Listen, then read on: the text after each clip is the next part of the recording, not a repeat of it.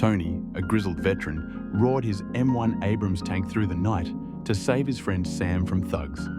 The machine's growl woke the town, but no one expected choppers to land by dawn with an order that would pull Tony back into a life he'd left behind. Hi everyone, welcome to Life Unveiled. Let's get started. Tony Reeves was a man time seemed to have forgotten. At 58, he lived on the edge of Littleton, Colorado, in a weathered house with peeling paint and a creaky porch. His days were quiet, tinkering with old radios, sipping cheap beer, staring out at the world through a dusty window. But in his yard, under a tarp, stood his true companion, an M1 Abrams tank. The 60-ton beast, retired after the Iraq War, had been bought at a military surplus auction for next to nothing. To Tony, it wasn't just metal. It was a relic of the days when he commanded a crew, when his voice barked orders and his hands gripped the controls with purpose. Now, it sat dormant, a rusted monument to a life he'd once known. The neighbours had grown used to it. Old Mrs. Henderson across the street called him the Tank Man, and occasionally dropped off an apple pie, while the local kids sneaked peeks at the machine until Tony shooed them away with a gruff, "Get off my lawn." Beneath his rough exterior, though, was a man broken and remade by war, never fully whole, always cracked. In Iraq, he'd lost 2 of his crew, kids barely out of their teens. Their faces haunted him, laughing one moment, frozen in silence after an IED tore through their lives. Tony blamed himself, though the orders hadn't been his. When he came home, he turned his back on medals, jobs, family. All he kept was the tank and one old friend, Sam Crow. Sam had been the gunner in Tony's crew. Tall, wiry, with a shrapnel scar on his chin, he'd always had a knack for lightening the mood with a quip. After the army, their paths diverged. Sam settled 30 miles away in a small town, married, opened an auto shop. But life hadn't been kind. His wife left, the shop went bust, and debts piled up like sand in a storm. They didn't see each other often, but when they did, it was as if no time had passed. Their bond, forged in the roar of engines and the stench of gunpowder, was unbreakable. That all changed one cold, rainy night. Tony was rocking in his chair, the crackle of an old radio filling the room, when his phone buzzed. It was Sam. "Tony, they're here, at my house. I can't hold them off." Sam's voice rasped, shaky, punctuated by bangs and shouts in the background. He explained that local thugs, owed money for parts he'd bought for the shop, had come to collect. 6 of them armed, and the town's lazy cops wouldn't bother. "Hang on, I'm coming," Tony snapped, dropping the phone. He didn't call the police. He knew they'd be too late.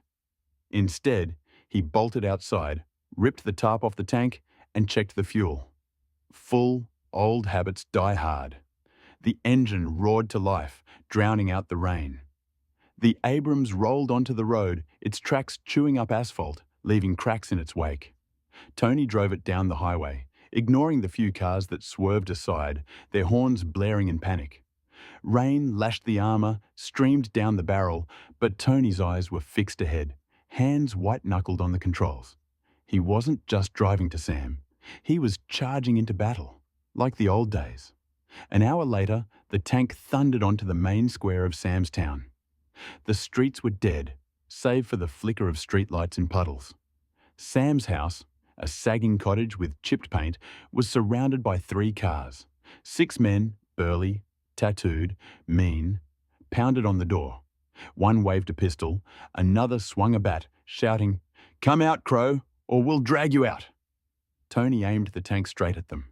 Its headlights blinded them, its roar swallowed their voices, and the ground shook under its weight. He climbed out of the hatch, stood on the turret and bellowed, "You've got 5 seconds to scram or I'll blow you to hell." The thugs froze. The tank's sheer size, its dark barrel swinging toward them, was paralyzing. "You're insane," one yelled, but his voice cracked. Tony clicked the hammer of an empty pistol in his holster, a bluff like the tank's lack of ammo. But it worked. They dropped their weapons, scrambled into their cars, and peeled out, leaving tire marks and exhaust in the mud. Tony jumped down, strode to the house. Sam flung the door open, pale, a bruise blooming under his eye, but alive.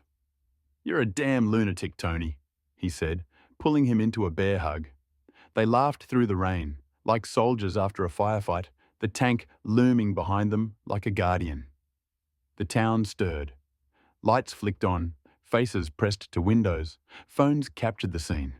Someone called the cops, but they didn't show up for another half hour, too late to matter. Tony and Sam sat on the porch, sharing a bottle of water from Sam's stash. "Where'd you even get that thing running?" Sam asked, nodding at the Abrams. "Long story," Tony grinned.